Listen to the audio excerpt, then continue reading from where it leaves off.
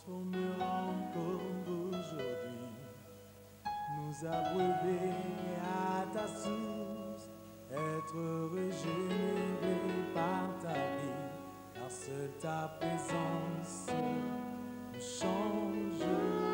De toucher, Seigneur, que tu guérisses nos cœurs, juste une parole de toi pourra nous rendre meilleurs, car seule ta présence, oui, nous change.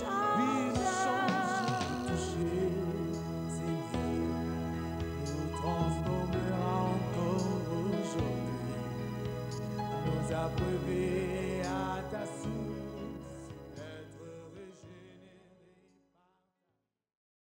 par Antique, ayant régné sur de vastes territoires d'Europe centrale pendant plus de 1000 ans. Il faut bien le croire, ce fut le Télégraphe, cité par Standish, publia un article intitulé « Maintenant, un saint empire européen ». La communauté européenne, ainsi que l'esprit de l'union de la grande partie de l'histoire, révèlent que nous sommes sur le même terrain. Soit dit en passant que l'Empire et la papauté sont restés étroitement associés tout au long du Moyen-Âge. Il faut se rappeler aussi que le Saint-Empire romain couvrait tout ou en partie des nations modernes, la France, Monaco, Pays-Bas, Belgique, Luxembourg, Allemagne, Autriche, Suisse, Italie, Liechtenstein, République tchèque, Slovaquie, Slovénie, Roumanie, Croatie, Serbie, Hongrie et Pologne. Si l'on en croit les prévisions de l'élargissement de l'Union, on assistera dans les années qui viennent à l'annexion de plusieurs États de l'Est de l'Europe et même de la Russie. Et pourquoi pas d'Afrique et du Proche-Orient. Ce sont des réalités qui sont maintenant beaucoup plus réelles encore. Ce n'est donc pas pour rien que le Maroc, pays d'Afrique du Nord, bénéficie du statut d'observateur. Et d'ailleurs, l'histoire nous apprend qu'à certaines époques, la domination romaine s'étendait sur l'Afrique du Nord, le Proche et le Moyen-Orient. L'Union européenne, qui est la renaissance de l'Empire romain sous forme d'une confédération d'États, aura une domination universelle et sera le leader sur la scène internationale. Apocalypse 13 nous dit rempli d'adoration, la terre entière suivit la bête et adora le dragon, je n'insiste pas. En 1849, devant le premier congrès de paix, Victor Hugo déclarait « Nous aurons les États-Unis d'Europe qui couronneront le vieux monde comme les États-Unis d'Amérique courent le nouveau. » Répondant aux questions d'Anne Sinclair au cours de l'émission 7 sur 7 du 9 février 1997 sur la première chaîne de télévision, Helmut Kohl, l'ex-chancelier allemand, dit que la liberté, la paix du XXIe siècle dépendent de la construction européenne. Un journal anglais, le Financial Times, publiait dans ses colonnes quelques éléments de l'agenda 2000 sur la construction de la Maison d'Europe, un document de 1300 pages. Voilà ce qu'il dit. La nouvelle Europe aura une frontière plus longue avec la Russie et les frontières avec l'Ukraine, la Biélorussie et la Moldavie. Elle aura un accès direct à la mer Noire et des contacts plus étroits avec les pays de l'Asie centrale. Et la population de l'Union devra atteindre 500 millions de personnes. Le 15 juillet 1997, le Parlement européen a adopté l'entrée prochaine de 5 pays, dont la Hongrie, la République tchèque, la Slovénie et l'Estonie. En décembre 1997, à l'issue d'un sommet à Luxembourg, les membres ont adopté le principe d'agrément de 11 pays de l'Europe de l'Est. Le 26 mars 1998 s'est tenue à bord, en Russie, une réunion tripartite regroupant Jacques Chirac, Helmut Kohl et Boris Yeltsin. Au menu, la place de la Russie dans l'Europe de demain. Et à l'issue de la dite réunion, Yeltsin a déclaré que grâce à la Russie, l'Europe sera la grande puissance dominante du monde futur. Ainsi, ils ont proposé le prolongement de l'axe routier Paris-Bonn jusqu'à Moscou. On comprend donc, à la lumière de ce qui précède, le sens profond de la chute du mur de Berlin et l'effondrement du communisme sans lequel l'élargissement de l'Union serait compromis. Pour nous les chrétiens, le pensons que l'effondrement du mur de Berlin est le résultat de la prière, et c'est vrai, mais derrière, il y a une vaste stratégie pour permettre, je vais vous donner des noms, tenus par des hommes qui dirigent en minorité la planète tout entière dans ces politiques, ont permis cet effondrement pour pouvoir justement asseoir cette fameuse Europe qui va venir. L'Empire romain ainsi rebâti, sous forme d'une confédération des nations, dominera le monde. Il est logique de penser à un gouvernement mondial à la tête duquel sera placé un super président appelé dans le langage biblique l'Antéchrist, la bête, la petite corne de Daniel, le dévastateur, l'impie. La bête représente le 4e empire restauré, mais aussi son chef, selon la déclaration d'un homme. Dans l'ensemble, les 10 premiers versets de l'Apocalypse 13 prédisent un futur gouvernement mondial, lequel, d'après Dieu, sera une continuité de l'Empire romain, élargi non seulement jusqu'aux extrémités ou aux frontières de l'ancien empire, mais couvrira le monde entier. Ce gouvernement sera revêtu de la puissance de Satan, et son objectif primordial sera de forcer, de séduire l'humanité à adorer Satan et son représentant humain, le dictateur mondial. Le caractère universel de la domination réside dans les premiers versets de l'Apocalypse 13, remplis d'admiration. La terre entière suivit la bête. Il lui fut donné l'autorité sur toute tribu, tout peuple, toute langue et toute nation, et tous les habitants de ce monde l'adoreront. Construction déjà européenne, mais élargie par des alliances. L'alliance de l'Union européenne, la communauté européenne économique, avec les 47 pays de l'Afrique, des Caraïbes, du Pacifique, dont l'aide publique annuelle européenne au développement s'élève à plus de 16 milliards de francs français, traduisez ça en Europe, je n'ai pas encore l'habitude. Les sommets France-Afrique, la France est le parrain monétaire de 15 pays africains dans la zone CFA.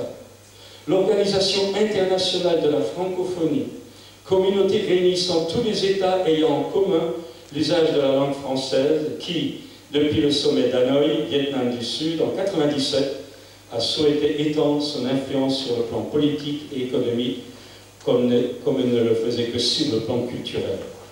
Alliance Union européenne et Israël signée le 20 novembre 1995. Alliance dit partenariat global entre l'Union européenne et les 11 pays du sud de la Méditerranée, signée à Barcelone du 27 au 28 novembre 1998. L'Alliance Union européenne et les pays du Moyen-Orient, dont l'aide s'élève à 2,3 millions de dollars. L'Alliance Union européenne et la Chine, signée à Londres en 1998 sous la présidence européenne de la Grande-Bretagne. Apocalypse 13, 2 dit « Le dragon lui donne sa puissance, son trône et une grande autorité. » L'apparition de cet impie, dit la Bible, se fera par la puissance de Satan, avec toutes sortes de miracles, de signes et de prodiges mensongers. 2 Thessaloniciens 2, 9. Cette domination que le diable se proposa de donner à Christ, il le donnera finalement à un homme. Car ayant élevé Christ sur le haut de la montagne, il lui montra en un instant tous les royaumes de la terre et lui dit « Je te donnerai toute cette puissance et cette gloire si tu m'adores. » Jésus a refusé, un homme viendra qui acceptera. Satan brandissait encore la clé de son règne usurpé des mains d'Adam et d'Ève. La Bible dit qu'on devient esclave de celui à qui on obéit. C'est la raison pour laquelle il est dit que le monde entier se trouve sous la domination du malin. Christ est venu instaurer le royaume des cieux lors de sa première venue en 2 temps, le royaume qui est proclamé aujourd'hui par l'Église au milieu d'elle, et dans sa forme future, c'est-à-dire lorsqu'il s'accomplira quand Christ, le Messie, reviendra, ce sera le royaume millénaire, etc. Entre-temps, Satan reste, sur ordre souverain de Dieu, le maître du système politique actuel, dont l'autorité sera donnée à un homme, un représentant physique du diable, secondé par le faux prophète, la bête qui monte de la terre, dit Apocalypse 13, 11. Le second homme sera à la tête de la grande organisation religieuse apostate durant cette période cruciale de l'histoire de l'humanité et la grande tribulation à venir. L'expérience douloureuse de la Deuxième Guerre mondiale fit que tous les grands de ce monde ont décidé d'exécuter un même dessein et de donner leur royauté à la bête jusqu'à ce que les paroles de Dieu soient accomplies. Apocalypse 17. Le secrétaire d'État des cardinaux, lors de son intervention devant les Nations Unies à Genève et devant les participants de la conférence sur le désarmement de l'ONU, y expose qu'en vue de l'établissement et du maintien de la paix, la justice est indispensable. Une justice universelle nécessiterait, dit-il, une autorité mondialement acceptée, reconnue et suprême, qui aura les moyens de faire valoir et de mettre en application ses propres décisions. Dans son testament, devant le Congrès américain en 1950, Wartburg, un banquier international, dit ceci: « Nous aurons un gouvernement mondial, que vous le vouliez ou non, par la conquête, par la force ou par un commun accord. » Alors je vais aller plus loin. Des organisations internationales ont été mises en place pour préparer la route vers l'instauration de ce gouvernement. Ils ont un dessein et ils donnent leur puissance et leur autorité à la bête, dit Apocalypse 17. On assimile le nouvel ordre mondial au terme suivant: l'ère technocratique ou l'humanitarisme, signifiant le principe qui nie l'essence divine de Jésus-Christ. Cela confirme le caractère antichrist de ce gouvernement et de ses architectes. Les obligations de l'homme se réduisent à l'homme et aux relations humaines, et c'est de lui qu'elles émanent exclusivement. Si le gouvernement américain a activement travaillé à apporter des stratégies pour un gouvernement mondial, le président George Bush, père, avait annoncé devant le Congrès du 11 septembre 1991 qu'il travaillait pour un nouvel ordre mondial, expression qu'il a utilisée dans ses discours plus de 200 fois sans en révéler la vraie signification. La déclaration de Bush sur le nouvel ordre mondial n'est pas nouvelle. Elle dérive de l'idéologie d'une des 7 élites secrètes des sociétés fraternités occultes. Mouvement, des sociétés, pas le temps d'inciter, sociétés occultes, placées, qui ont des membres dans toutes les hautes sphères d'activité de décision de notre planète, et qui, depuis des années, préparent ce que nous sommes en train de vivre. Une des 7 élites secrètes des sociétés fraternelles, sociétés qui croient que ses membres ont un devoir et une obligation morale de contrôler les événements du monde. La stratégie pour un nouvel ordre mondial remonte à un passé lointain. Elle a commencé après la fondation d'un mouvement dit des Illuminés. Pour ceux qui ont peut-être certaines cultures, on les appelle les Illuminati, sociétés secrètes, occultes, démoniaques, sataniques. Hitler a été influencé par une secte des Illuminati. Un ordre secret, une forme de haute franc-maçonnerie créée à Ingolstadt, en Bavière, en 1776 par Adam Weishaupt, un franc-maçon. Cet ordre, en effet, était fondé pour porter le plan franc-maçonnique visant à créer un mouvement mondial unique par un gain de puissance dans les gouvernements européens. Sir Winston Churchill avait déclaré que celui qui ne s'aperçoit pas qu'ici, sur la Terre, est exécuté un grand projet, un grand plan à la réalisation duquel nous devons tous participer en tant que serviteurs fidèles, eh bien celui-là doit en fait être aveugle. Alors, je continue. C'est intéressant, vous allez voir, je vais vous amener Amen. Alors, fondé après la Première Guerre mondiale par le banquier américain Morgan et un groupe contrôlant la politique et les finances aux USA, le Council of Foreign Relations devient un groupe le plus influent travaillant, écoutez bien ça, pour éliminer les frontières nationales, pour l'émergence d'un gouvernement mondial. David Rockefeller, le chef de la puissante banque du Manhattan, assure la présidence de ce groupe et de la commission trilatérale. Quelqu'un a dit, une poignée de personnes de la commission trilatérale et du Foreign Relations prennent toutes les décisions d'importance mondiale. il n'a pas vraiment tort. La présidence de la Banque, écoutez bien ça, la présidence de la Banque mondiale est assurée par un membre de ce conseil secret. Depuis 1950, tous les présidents américains, excepté Reagan, étaient membres de ce groupe.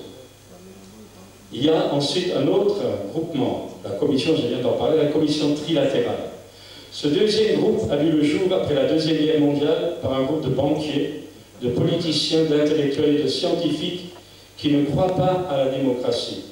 C'est en 1970 que le conseiller du président Carter, Brzezinski, fonda ce groupe sous le contrôle et la direction de David Rockefeller. Je dis ça pour ne pas l'oublier. Les noms que je prononce ici, sont tous des noms de gens qui existent, qui ont existé, qui ont fondé des remplaçants et qui tous sont reliés par des réseaux invisibles, occultes, par des sociétés secrètes. Aucun de ces hommes n'est neutre. Les Bilderberg. Le nom de Bilderberg provient du lieu où s'est tenue, en 1954, la première rencontre de ses membres à l'hôtel Bilderberg à Oosterbeek en Hollande. Le but est de coordonner la régionalisation de l'Europe pour un gouvernement mondial. Prince Bernhard de la Hollande, Denis Heller de la Grande-Bretagne, puis David Rockefeller et Dan Rush des USA se retrouvèrent pour la première fois pour coordonner l'émergence d'un super pays dont la domination sera universelle. Si la commission trilatérale se penche sur la politique et les finances, les Bilderberg se concentrent sur les stratégies militaires à monter pour un gouvernement mondial. Ce sont les Bilderberg qui ont élaboré le plan Europe 1992. Un ancien ambassadeur en Allemagne de l'Est, McGee, a révélé que le traité de Rome, qui a jeté les bases de la renaissance de l'Empire romain et du marché commun, était parmi les thèmes de leur rencontre. Sur la liste des membres figurent les noms des ex-présidents américains, des banquiers, des premiers ministres, des ministres des Affaires étrangères. Et puis il y a le Club de Rome. Fondé en 1968 à Rome, cet organisme réunit des économistes et des savants dont le but est d'étudier la situation complexe en vue de préparer les nations à accepter le nouvel ordre mondial. Un autre secteur, la Banque mondiale et le Fonds monétaire international. L'un des mécanismes pour réussir le pari d'un gouvernement mondial réside dans le contrôle des finances et du circuit économique du monde. La Banque mondiale et le Fonds monétaire international, dirigés respectivement par un Américain et un Européen, ont pour but de contrôler les finances du monde en général et du tiers-monde en particulier, de maintenir les nations du monde dans une dépendance financière permanente en imposant des programmes d'ajustement structurels avant tout financement. Il est à montrer que ces 10 programmes sont souvent très contraignants et inadaptés dans la situation spécifique du pays dans lequel il doit être appliqué. Amschel Rothschild déclara « Donnez-moi le contrôle de l'argent et la question de ceux qui font les lois ne joue plus aucun rôle. » Écoutez bien cela, parce que pays africains, vous en avez supporté les conséquences. Ces institutions financières ont réussi à déstabiliser les systèmes et toutes les structures établies pouvant s'ériger en obstacle. Ils ont aussi réussi la chute du mur de Berlin, l'effondrement du communisme. Ils réussiront à imposer leurs marionnettes à la tête de chaque pays pour servir leurs intérêts, provoquer l'endettement et les charges d'intérêt, fomenter des rébellions pour chasser du pouvoir les nationalistes et tous ceux qui s'opposent à ces visions. Tout a été minutieusement préparé et dirigé à partir des réunions secrètes se tenant en Europe et aux USA. La destruction du nationalisme et du patriotisme est un combat qu'ils sont sur le point de remporter. Les guerres du Kosovo, excusez-moi, je relis peut-être des souvenirs du héros, mais en République démocratique du Congo et dans tout ce secteur africain, ne visent à rien d'autre. Je pense que vous le savez, qu'à fur et à mesure que certaines troupes avancent, avec l'aide, la complicité et le secours, les intérêts économiques, les terres, les trésors du pays sont partagés et vendus. Vous le savez, n'êtes pas idiot, je n'insiste pas. L'inimitié entre les USA, la Libye, Cuba et d'autres, non pas pour d'autres pays, non pas pour d'autres raisons que la présence de certaines personnes qu'il faut absolument liquider ou enlever. La destruction de la foi évangélique est leur autre combat, puisque le fondement religieux de ce plan machiavélique nie même l'essence divine du Christ et postule que les obligations de l'homme doivent se réduire à lui seul, d'où l'Inquisition et l'imposition d'une seule religion apostate. Apocalypse 13 dit « Il lui fut donné une bouche qui proférait des paroles arrogantes et des blasphèmes. Elle ouvrit la bouche pour proférer des blasphèmes contre Dieu. Il lui fut donné de faire la guerre aux saints et de les vaincre. » Margaret Thatcher, ex-premier ministre britannique, dans un discours sur la montée en puissance de l'Union européenne, s'insurgea contre le danger à la démocratie et à la liberté. Elle a qualifié le traité de Maastricht de pire des renonciations de transfert de souveraineté politique et de puissance dans l'histoire occidentale. Toutes ces organisations qui travaillent pour l'avènement d'un gouvernement mondial ont divisé le monde en 10 royaumes, comme prédit par Daniel. Le Club de Rome, la Commission trilatérale, le Foreign Relations, utilisent chacun le modèle administratif de 10 royaumes. Jean dit dans le livre de l'Apocalypse que l'Antéchrist, le chef suprême, à la tête d'un gouvernement mondial, dirigera le monde pendant 7 ans. Les 10 cônes que tu as vus sont 10 rois qui n'ont pas encore reçu ces royaumes de la paix. Le caractère unique dans l'émergence de ce super-État, c'est qu'il remplace toutes les autres alliances ou confédérations dans l'histoire. Brooke Shilson, directeur de l'Organisation mondiale de la santé, l'OMS, voilà ce qu'il dit. Pour achever le plan d'un gouvernement mondial, il est nécessaire d'ôter de la tête des gens leur individualisme, la loyauté à leur famille, le patriotisme nationaliste et la religion. L'unité économique et monétaire déterminera l'union politique, a déclaré Helmut Kohl, l'ex-chancelier allemand. Alors regardez où nous en sommes aujourd'hui. Déjà acquis, c'est dans les faits, vous ne pouvez plus revenir en arrière. Un siège des États-Unis d'Europe à Bruxelles, la capitale, avec un gouvernement provisoire dirigé par des commissaires. Un Parlement européen à Strasbourg, en France, où la Russie a 8 sièges, et ce Parlement compte 518 membres élus au suffrage universel à travers l'Europe depuis 1979. Les députés européens siègent pour examiner les lois sur l'éducation, l'environnement, les droits de l'homme ou le programme de la santé. Ils exercent un contrôle sur le fonctionnement de la Commission européenne. En juin 1999, le Parlement de Strasbourg a renouvelé ses députés à l'issue des élections à l'échelle européenne. Aujourd'hui aussi existe une banque centrale européenne qui a succédé à l'Institut monétaire européen à Francfort. À la tête de cette banque, dont l'objectif principal est de maintenir la stabilité des prix, a été nommé le néerlandais Wim Duisenberg, assisté par le français Christian Noyer. Il y a aujourd'hui un passeport unique européen, une cour de justice européenne basée au Luxembourg, un espace sans frontières, l'espace Schengen, dans lequel a été supprimé tout contrôle douanier. Ce sont donc des organisations humaines, certains peut-être qui y participent sont sincères, leur vision commune est l'établissement d'un gouvernement mondial, parce qu'on pense qu'en faisant ça, on évitera la guerre plus tard.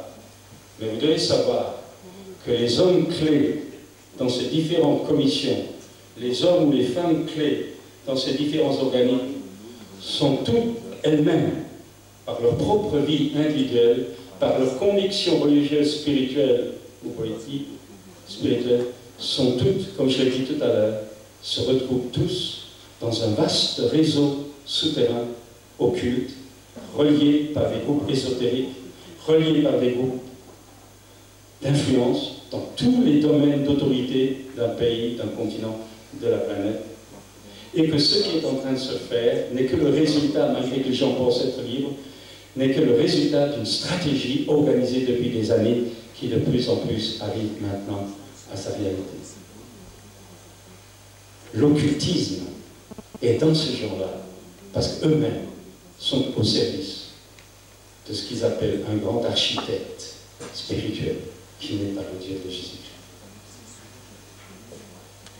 Un nouveau système économique mondial, un mois après la dernière crise monétaire, les législateurs et les banquiers des deux côtés de l'Atlantique sont en train de débattre intensément sur la longue liste des idées pour développer un système financier global.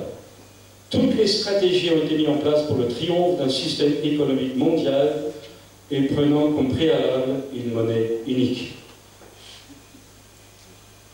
Une monnaie unique. Actuellement, nous avons de nos pays, donc quelques mois, l'euro, maintenant, qui est définitivement installé. Le franc belge, le franc français, toutes ces choses-là sont de l'histoire du passé. Les acteurs des marchés financiers internationaux misent sur l'euro, et cela malgré son entrée en mauvaise posture. En effet, à côté du dollar, l'Europe sera la première monnaie mondiale de placement, de transactions, de réserve et de référence. Car tout parle en sa faveur, une politique monétaire européenne tournée vers la stabilité, qui créera progressivement la confiance des investisseurs internationaux.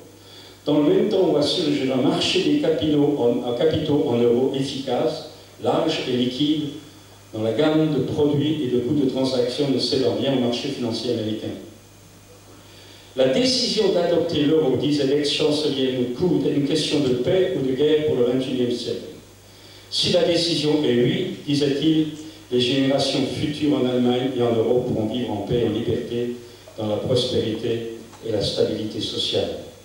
Une espèce de puissance économique mondiale unifiée vient de voir le jour.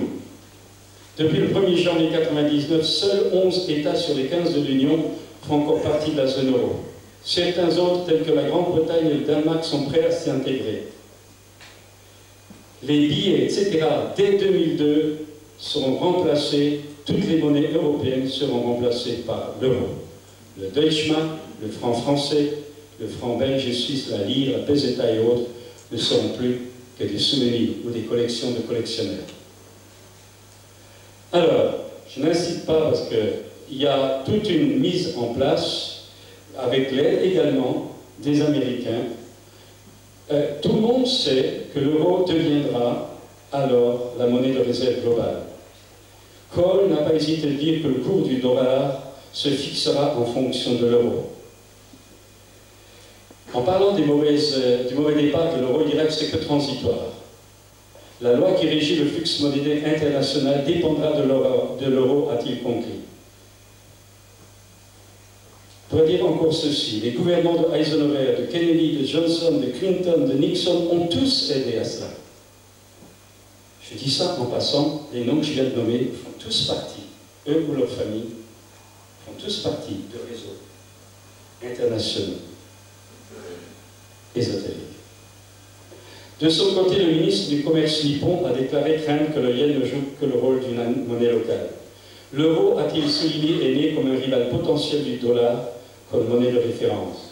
Autrement dit, la monnaie européenne pourrait être mortelle pour le yen. Alors j'arrive maintenant pratiquement à la place de trois choses. Les Américains, économistes, politiciens, nous disent que l'Amérique, qui a conduit pourtant un grand rôle capital dans cette marche sur le gouvernement mondial, on dit que l'Amérique va bien. Je dirais tout simplement qu'il faut que vous sachiez que la dette, le déficit de l'État des États-Unis d'Amérique est incroyable. L'Amérique vit au-delà de ses moyens. Les économistes les plus clairvoyants, des chrétiens aussi, disent que tôt ou tard, c'est irrémédiable et on ne peut pas l'arrêter, tôt ou tard, l'Amérique du Nord, les États-Unis, vont connaître un krach financier monumental. Et que ce krach financier va être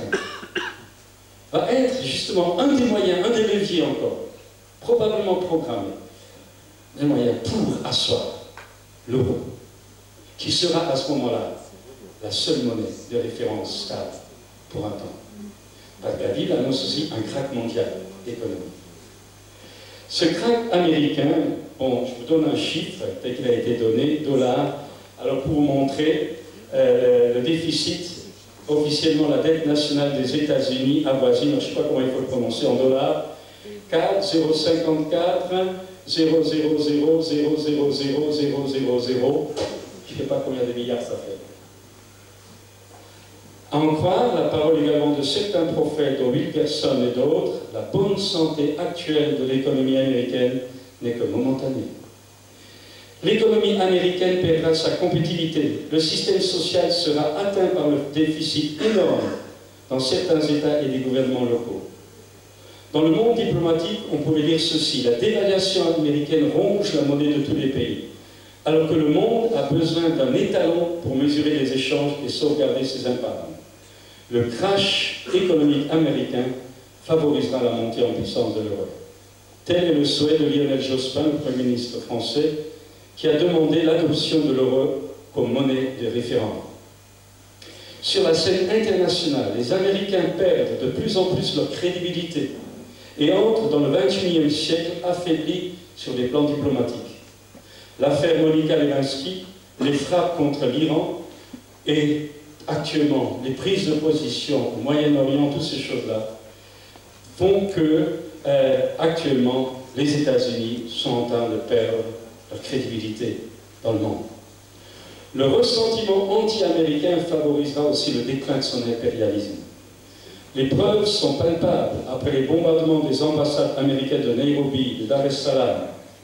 Henry Kissinger, ancien ministre des Affaires étrangères, mais membre de ce fameux groupe du Foreign Relations, dit qu'il faut comprendre que nous entrons dans un monde multipolaire et que les Américains devront faire une place aux Européens, aux Chinois, aux Russes, etc. Il pense aussi que les États-Unis ne seraient plus le gendarme du monde, mais un simple soldat, mieux équipé que d'autres, dans le maintien de la paix par l'équilibre des forces. Nous organisons cet été un séminaire et il y a un des prédicateurs est un homme qui a profondément vécu le New Age, qui s'est converti, qui fait partie également des renseignements généraux secrets du Canada.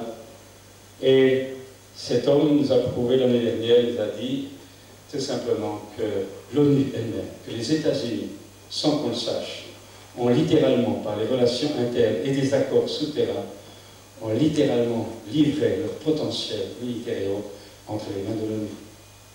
Vrai ou pas vrai? En tout cas, ça, quand même, regardons les éléments. L'apôtre Jean a vu l'avènement d'une société sans liquidité, une société sans cash, une société numérique qui fonctionne au moyen des chiffres. Et vous savez maintenant, n'insiste pas, à cause des crimes, des hold-up, des vols, des détournements, eh bien, on pense remplacer de plus en plus les cartes bancaires, les cartes de crédit et de débit par toutes les dernières technologies numériques, etc. Vous connaissez, n'insiste pas, le principe du code barre. Quand vous achetez un article dans un supermarché, vous avez donc les codes barres, où vous avez, en réalité, c'est à la fois basé sur les chiffres et sur l'écartement des barres. Et l'ensemble de ces barres, il y a deux petites barres, au début, au milieu et à la fin. Et seulement au milieu, en bas, il y a le chiffre 6. En réalité, l'écartement des deux barres, ensuite les autres c'est plus large, etc., parce que c'est 7, 8, etc. Mais le chiffre 6 est 2 barres. Et il encadre le début, le milieu et la fin. Mais on ne dit pas qu'il y a les 3 6. On dit que le 6 du milieu. Mais on cache les deux autres. Pourquoi? Parce que le système numérique en prévision est possible que par le chiffre 6. N'insiste pas, nous sommes en route vers ce que la Bible appelle la marque de la bête. On pourra discuter, ce n'est pas le moment, mais je dirais simplement les scanners électroniques, la marque du code dans la main, ou sur le front, la cellule, ou je ne sais pas comment on appelle ça, c'est une petite pile, une petite fabrication d'un grain de maïs, hein, mais d'un grain de blé ou de riz, un grain de riz, eh bien, est en train aujourd'hui on sait qu'on peut vous implanter, ça a déjà commencé dans les animaux, ça s'est implanté pour ceux qui sont volontaires, sur la main droite, sur le front, eh bien c'est donc une petite cellule microscopique, qu'on appelle cela, voilà, ni vu ni connu, on ne peut plus la voler, on ne peut plus la dérober, on ne peut plus savoir le code secret puisque vous êtes le seul à le savoir. Vous passez dans un magasin, et bien le laser analyse, vous passez, vous mettez la main, vous signez, tout seul, sur le front, sur la main. Pourquoi? Parce que le soleil va alimenter la cellule électrique sur la main, l'oreille, pour la facilité. C'est déjà en route. Dans plusieurs pays, c'est déjà en route pour ceux qui veulent. C'est la Commission de la liberté des citoyens qui essaye de réagir, mais face à la criminalité, face aux malversations, face à ceux qui arrivent à pénétrer les cartes Visa, aussi les cartes Visa, Mastercard, etc., on est obligé, on y arrivera tôt ou tard. Ce sera la seule façon d'éviter le vol, les détournements, les transferts d'argent électronique, etc. Arrête pour ce début, je termine simplement par cela. Je l'ai dit tout à l'heure que ces choses sont données, donc apparemment c'est humain, apparemment c'est efficace, apparemment ça répond à de nobles motifs, mais vous devez savoir que les hommes, les femmes clés, Fonds monétaire international, etc., les accords, vous savez, bon, pour vous les Africains, vous savez parfois des exigences de la Banque monétaire internationale, il faut savoir que ces choses sont calculées. On sait, c'est en Europe, dans le pays du monde, on sait que la stratégie parfois d'user l'économie, même par des guerres, permettre des guerres, des affrontements, détruire, ruiner tout un pays, permettre même des milliers de morts pour briser le nationalisme, pour briser certaines choses, et pour faire passer la vision d'un gouvernement unique, d'une économie de monnaie unique, d'une politique unique et d'une religion unique. Parce que tant que vous aurez une autre religion qu'un autre, vous êtes un obstacle à la paix du monde. C'est incontournable. C'est incontournable. Et l'humanisme, si vous voulez, est justement la négation de Dieu. Vous savez, moi quand je vois un chef d'État ou un chef de gouvernement ou un ministre parler contre Dieu ou contre la foi chrétienne ou même contre Israël, je dis toi tu ne vas pas rester longtemps. Nous avons, nous, le Premier ministre socialiste Jospin, l'autre dimanche, il a pris la plus grande veste électorale d'année que personne en France s'y attendait. C'est absurde, ça n'a aucune raison d'être vu le climat normalement humaniste de la France. Et c'est l'extrême droite qui est venu en deuxième tour. C'est cet homme-là, religion familiale, un vieux huguenot, famille protestante, de génération.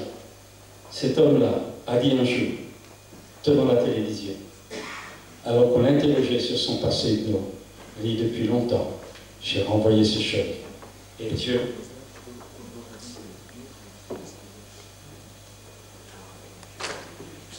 mes amis, je pourrais vous citer le nom d'hommes d'État français, étrangers, qui, parce qu'ils ont, à un moment donné, levé la main d'une façon incorrecte contre Israël, ont été balayés. Celui qui vous touche, dit la Bible, touche à la prunelle de mes yeux.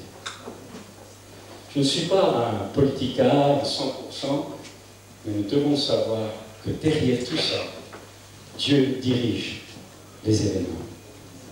Si le diable a une stratégie pour prendre finalement le pouvoir sur le monde, ça a toujours été son désir, le pouvoir sur la planète au travers d'un homme qui le représente, une religion, un pouvoir, une politique, le diable, le faux prophète, etc. Eh bien, il réussira pendant un court laps de temps. Mais au travers de toutes ces choses, Dieu permet un triage au sein des nations. Dieu permet un triage dans votre vie, dans la mienne. Dieu permet un triage général au sein de l'humanité parce que, au travers de toutes ces choses, inexorablement, Dieu accomplira sa volonté et son plan. N'oubliez pas que le Dieu de la Bible est le seul Dieu qui a donné des dates, des prophéties, des siècles auparavant, qui sont en train de se réaliser à la lettre sous nos yeux. Aucune religion, quelle qu'elle soit, n'a cette exactitude, cette précision, cette réalisation que la Bible nous donne dans ses prophéties. Notre Dieu est vivant, et c'est lui qui règne sur la terre. Alors, mes amis, excusez-moi, je m'arrête là. Nous aurons tout à l'heure un temps où nous approcherons plus particulièrement de la sorcellerie. Si ça vous intéresse, je laisserai ça à vos pasteurs, il ne faut pas troubler vos programmes. Si ça vous intéresse, je vais vous parler de ce séminaire-là, qui donne le nom des orateurs. Daniel Martin, prophète, Caruel, consultant formateur sur les chambres de commerce, Pierre Gilbert, Jacques Minard, c'est un peu l'homme là. Mais c'est pas ça qui compte, si ça intéresse ou sinon, je vais simplement dire, nous sommes aujourd'hui, vous et moi, à la croisée d'un chemin. Mais je voudrais encore dire ceci. Les éléments se mettent en place.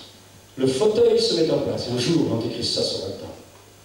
Et ce sera cette Europe, empire romain reconstitué, qui va s'étendre jusqu'en l'Est, jusqu'en Afrique, Moyen-Orient, certaines régions d'Afrique, etc.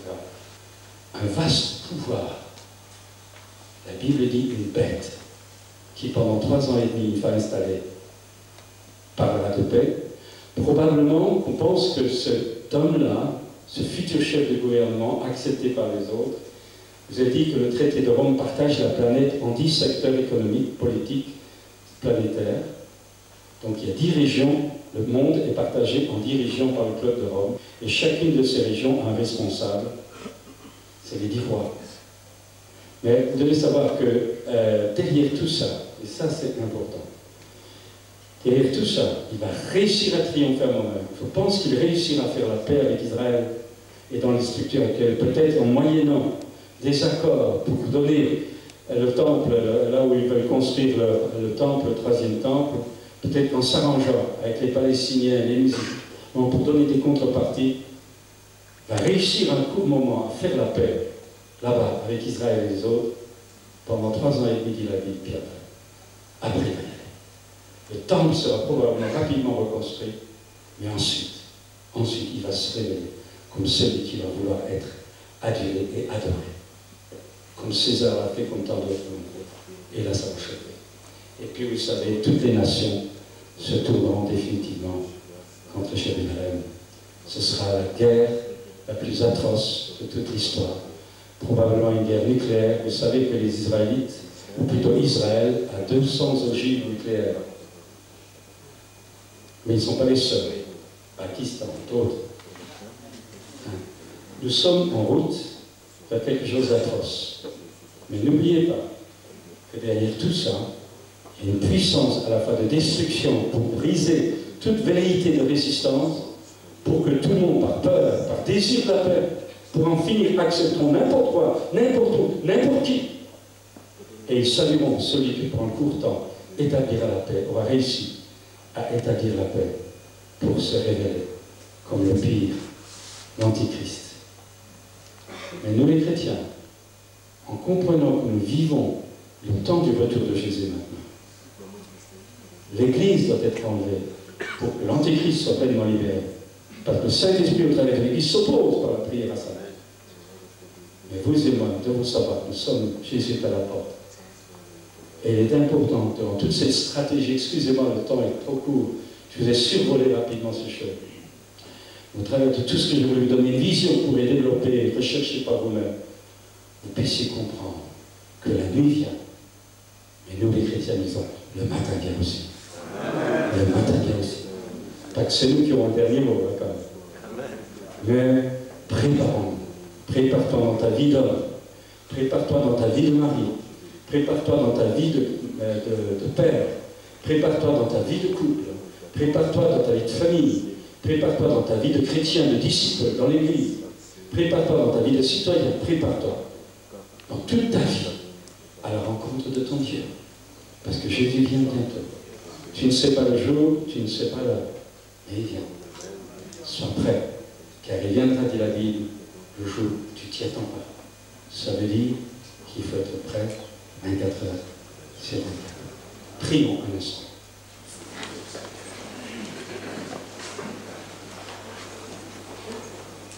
Seigneur, nous sommes là devant toi maintenant et tu vois avec les faibles mots, avec,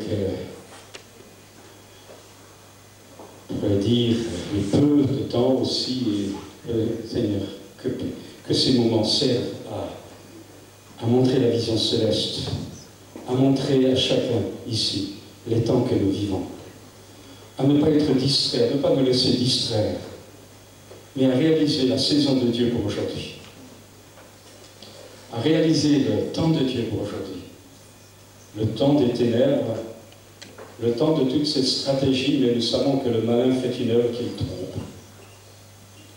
Seigneur, nous voulons que toi, dans ces temps difficiles qui sont en route, tu fasses de ton Église un témoignage beau, une puissance d'invitation pour tout homme, toute femme, qui ne sait plus sur quel repère se tourner. Seigneur, nous te demandons de visiter l'Église de Jésus-Christ. Et là, dans cette réunion d'hommes, Seigneur, nous, en tant qu'hommes, aide-nous, remplis-nous de ton esprit, baptise-nous du Saint-Esprit, c'est parfait. Donne-nous les dons, les capacités, les talents. Donne-nous aussi le feu et la flamme pour t'honorer dans nos foyers, pour t'honorer dans nos corps, pour t'honorer dans notre lieu de travail, pour t'honorer dans nos églises, pour t'honorer dans notre témoignage dans le monde. Le temps est court, Seigneur. Nous le savons. Et que ce matin, ton esprit vienne. Oh, ouvre les yeux, enlève les écailles, enlève la somnolence. Que tout ce qui a été fait pour nous endormir, pour nous donner nous rendre inconscients des temps que nous vivons, eh bien tu balayes tout cela, Seigneur, par ton Esprit Saint. Père, nous te louons, nous te bénissons, car nous voulons faire partie de ton armée. Nous voulons hâter ton retour. Nous voulons, Seigneur, être trouvés debout quand tu viendras. Le malin est vaincu, mais tu nous as délégué ton autorité pour que nous chassions les démons, pour que nous proclamions le royaume de Dieu dans une démonstration d'esprit de puissance. Donne-nous d'être des témoins véridiques. Donne-nous de ne pas être des hommes de compromis. Donne-nous de ne pas hurler avec les loups. Donne-nous d'être forts et fermes pour la vérité, même si ça peut nous coûter la vie. Fais de nous des ouvriers de la vérité. Merci, Père. Au nom de Jésus. Amen. Amen.